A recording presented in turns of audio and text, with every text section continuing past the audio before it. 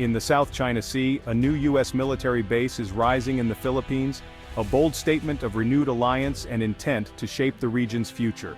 Designed for rapid deployment and intelligence gathering, this base is a direct response to China's assertive actions. It marks the largest U.S. military expansion in the Philippines since the 1990s. America is here to stay in the Indo-Pacific. As the dust settles, the region braces for a future shaped by this bold American step. The timing of this U.S. move is no accident. China's aggressive claims in the South China Sea, including confrontations with Philippine vessels, have forced Washington's hand. The U.S. sees this as a direct challenge to the rules-based order and its own credibility in Asia.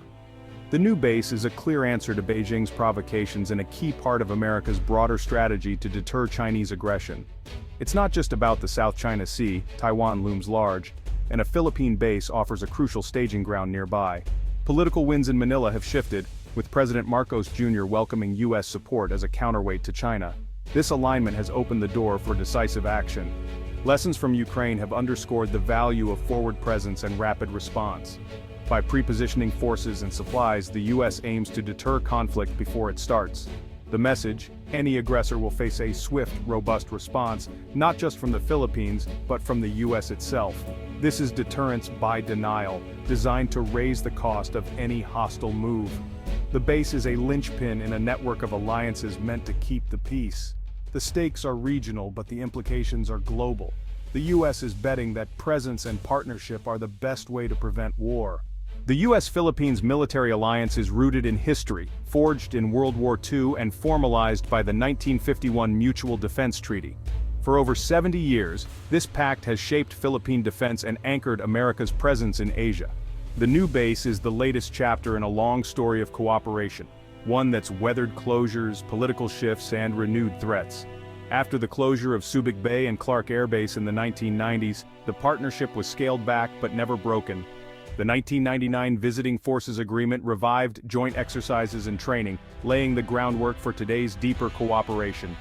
Annual drills like Balikatan have grown in scale, building interoperability and trust between the two militaries. These exercises now simulate real-world scenarios, from defending territory to responding to disasters. Decades of collaboration mean U.S. and Philippine forces can operate seamlessly together. The new base builds on this foundation, making joint operations faster and more effective.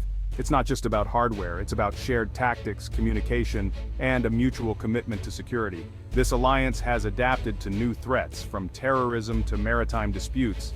The base is a testament to a partnership that endures and evolves. In a region of shifting alliances, this one stands out for its depth and resilience.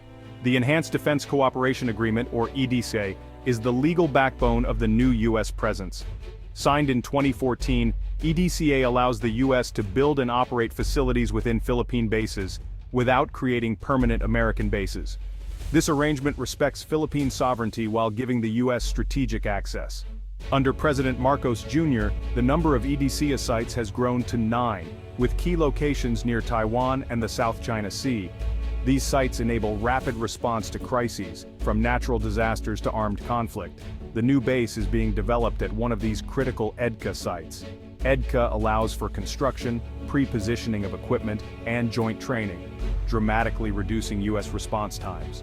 For the Philippines, EDCA brings major benefits. All new infrastructure becomes Philippine property, boosting military modernization. U.S. investment is upgrading runways, command centers, and surveillance capabilities. This is a win-win. The U.S. gains access, the Philippines gains capacity. EDCA is a flexible, modern approach to alliance building in a volatile region. It's not just about deterrence, it's about building a stronger, more capable Philippine military. The framework is designed for both today's threats and tomorrow's challenges. China's response to the expanded U.S. presence has been swift and hostile. Beijing accuses Washington of stoking confrontation and using the Philippines as a pawn to contain China's rise. Chinese officials warn Manila that closer U.S. ties could drag the Philippines into dangerous geopolitical strife. On the ground, China has ramped up its Coast Guard and militia activity near disputed waters, testing both Manila and Washington. Beijing is especially alarmed by new EDCA sites near Taiwan, seeing them as a direct threat to its interests. The Philippines faces a tough balancing act. defending sovereignty with U.S. help while relying on China for trade. China is leveraging economic ties, hoping to sway Manila's decisions. The tension between security needs and economic realities is now front and center. For the Philippines, every move is a high-stakes calculation. The region is watching to see if Manila can navigate between the giants. The new base has made the Philippines a frontline state in the U.S.-China rivalry. The new U.S. base is sending shockwaves across the Indo-Pacific. Southeast Asian neighbors like Vietnam quietly welcome a stronger U.S. presence as a counterbalance to China, even if they avoid public statements. ASEAN remains divided. Some members echo Beijing's concerns while others seek to avoid being caught in the crossfire. Indonesia and Malaysia urge de-escalation, wary of great power rivalry on their doorstep. U.S. allies Japan and South Korea see the base as a boost to regional security, strengthening the first island chain defense. Australia welcomes the move, aligning it with its own push for deeper security ties. For Taiwan, the base is a strategic asset, complicating China's military planning and providing a potential support hub. The new base creates a southern flank that stretches Chinese resources and attention. While not officially stated, the link between Philippine and Taiwanese security is now undeniable. The region's response is a mix of relief, caution, and strategic calculation. The base is reshaping alliances and defense postures across Asia. Every neighbor is recalibrating its own strategy in light of this new reality. The Philippines' decision is influencing the entire regional balance. The Indo-Pacific is entering a new era of uncertainty and opportunity. The new U.S. base brings economic changes as well as military ones. Local communities see jobs and investment from construction and ongoing operations. U.S. spending upgrades infrastructure, runways, ports, and roads that benefit both military and civilian use.